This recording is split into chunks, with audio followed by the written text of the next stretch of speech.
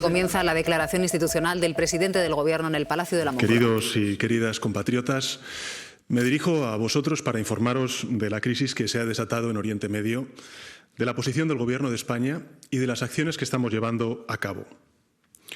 Como sabéis, el pasado sábado Estados Unidos e Israel atacaron a Irán, que a su vez respondió bombardeando de forma indiscriminada 9 países de la región y una base británica situada en un estado europeo, en Chipre. Quiero, ante todo, expresar la solidaridad del pueblo español con los países atacados ilegalmente por el régimen de Irán.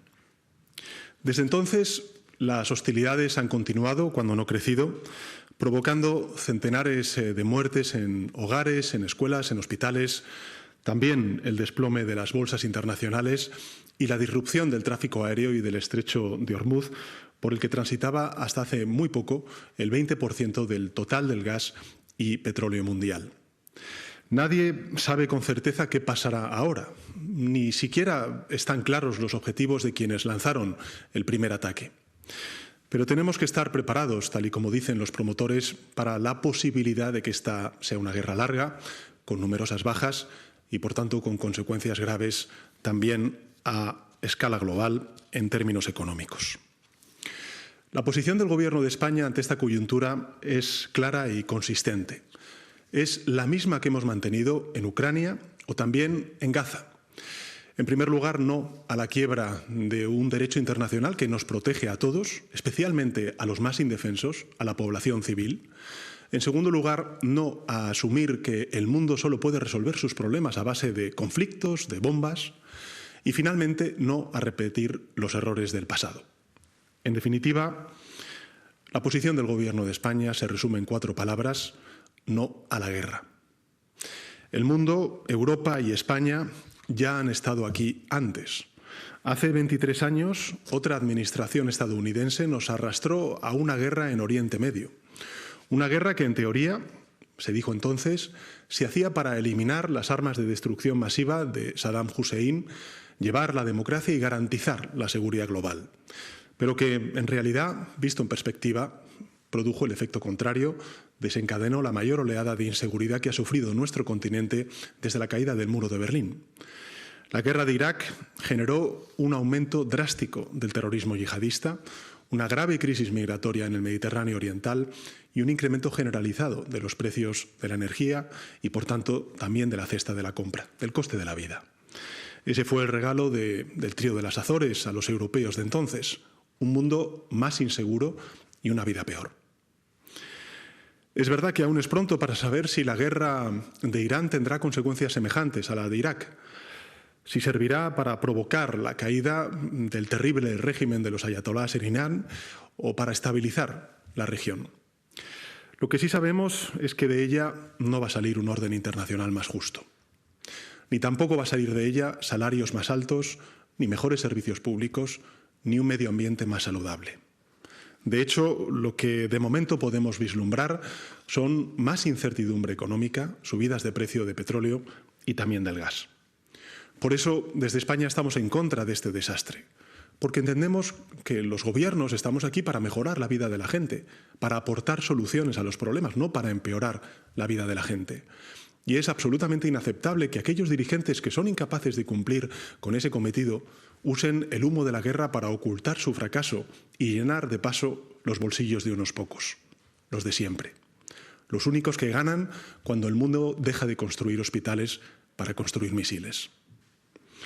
Ante esta coyuntura, el Gobierno de coalición progresista va a hacer lo mismo que ha hecho en otros conflictos y en crisis internacionales. En primer lugar, estamos asistiendo a los españoles y españolas que se encuentran en Oriente Medio y vamos a ayudarles a regresar a nuestro país, si ese, por supuesto, es su deseo. El Servicio Exterior y el Ejército están trabajando día y noche para articular dispositivos de evacuación. Es evidente que las operaciones son muy delicadas porque el espacio aéreo de la región no es seguro y porque su red aeroportuaria está gravemente afectada por los ataques.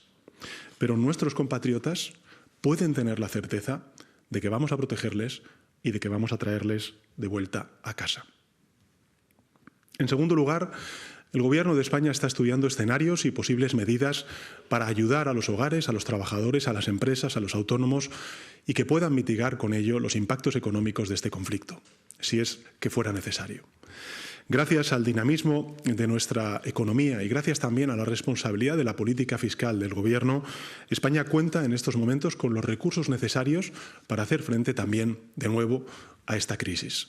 Tenemos la capacidad, también la voluntad política, y lo haremos de la mano de los agentes sociales, como lo hicimos durante la pandemia, la crisis energética o recientemente la crisis arancelaria. En tercer lugar, vamos a colaborar, como hemos hecho siempre, con todos los países de la región que abogan por la paz y por el cumplimiento de la legalidad internacional, que son dos caras de la misma moneda, apoyándoles con los recursos diplomáticos, también materiales, que se requieran. Vamos a trabajar con nuestros aliados europeos en una respuesta coordinada y que pueda ser definitivamente eficaz. Y vamos a seguir trabajando para lograr una paz justa y duradera en Ucrania y en Palestina, dos lugares que merecen no ser olvidados. Y por último, el Gobierno va a seguir exigiendo un cese de las hostilidades y una resolución diplomática de esta guerra. Y quiero además explicitarlo, porque sí, la palabra adecuada es exigir, porque España es un miembro pleno de la Unión Europea, de la OTAN y de la comunidad internacional. Y porque esta crisis también nos afecta a nosotros, a los europeos y por consecuencia a los españoles. Y por eso tenemos que exigir toda la resolución a Estados Unidos, a Irán, a Israel, para que paren antes de que sea demasiado tarde. Lo he dicho en muchas ocasiones y lo repito ahora, no se puede responder a una ilegalidad con otra, porque así es como empiezan los grandes desastres de la humanidad. Recordemos cómo antes del inicio de la Primera Gran Guerra Mundial en el siglo XX, en agosto de 1914, alguien le preguntó al entonces canciller de Alemania cómo había empezado la Primera Guerra Mundial. Y él respondió encogiéndose de hombros y diciendo textualmente: «Ojalá lo supiera. Ojalá lo supiera». Muy a menudo las grandes guerras estallan por una concatenación de respuestas que se van de las manos por culpa de errores de cálculo, fallos técnicos, acontecimientos imprevistos. Por tanto, debemos aprender de la historia y no podemos jugar a la ruleta rusa con el destino de millones de personas. Las potencias involucradas en este conflicto deben cesar inmediatamente las hostilidades y apostar por el diálogo y la diplomacia. Y los demás debemos actuar con coherencia, defendiendo ahora los mismos valores que defendemos cuando hablamos de Ucrania, de Gaza, de Venezuela o de Groenlandia. Porque la pregunta no es si estamos o no a favor de los ayatolás. Nadie lo está. Desde luego no lo está el pueblo español y, por supuesto, tampoco el Gobierno de España. La pregunta, en cambio, es si estamos o no del lado de la legalidad internacional y, por tanto, de la paz. La ciudadanía española siempre repudió la dictadura de Saddam Hussein en Irak, pero no por ello apoyó la guerra de Irak, porque era ilegal, porque era injusta y porque no supuso una resolución real a casi ninguno de los problemas que pretendió resolver. Del mismo modo, nosotros repudiamos al régimen de Irán, que reprime, que mata vilmente a sus ciudadanos, particularmente a las mujeres, pero al mismo tiempo rechazamos este conflicto y pedimos una solución diplomática y política. Algunos nos van a acusar de ser ingenuos por hacerlo, pero lo ingenuo es pensar que la solución es la violencia. Ingenuo es creer que las democracias o el respeto entre naciones brotan de las ruinas, o pensar que practicar un seguidismo ciego y servil es una forma de liderar. Al contrario, yo creo que esta posición no es en absoluto ingenua, es coherente. Y por tanto no vamos a ser cómplices de algo que es malo para el mundo y que también es contrario a nuestros valores e intereses, simplemente por el miedo a las represalias de alguno. Porque nosotros tenemos una confianza absoluta en la fortaleza económica, institucional y también diría moral de nuestro país. Y porque en momentos como este nos sentimos más orgullosos que nunca de ser españoles. Somos conscientes de las dificultades, pero también sabemos que el futuro no está escrito, que la espiral de violencia que muchos ya dan por sentada es absolutamente evitable y que la humanidad aún puede dejar atrás este integrismo de los ayatolás y también la miseria de la guerra. Algunos dirán que estamos solos en esta esperanza, Pero tampoco es verdad. El Gobierno de España está con quienes tiene que estar. Está con los valores que nuestros padres y abuelos fijaron en nuestra Constitución. España está con los principios fundacionales de la Unión Europea, está con la Carta de Naciones Unidas, está con el derecho internacional y, por tanto, está con la paz y la existencia pacífica entre países y su convivencia.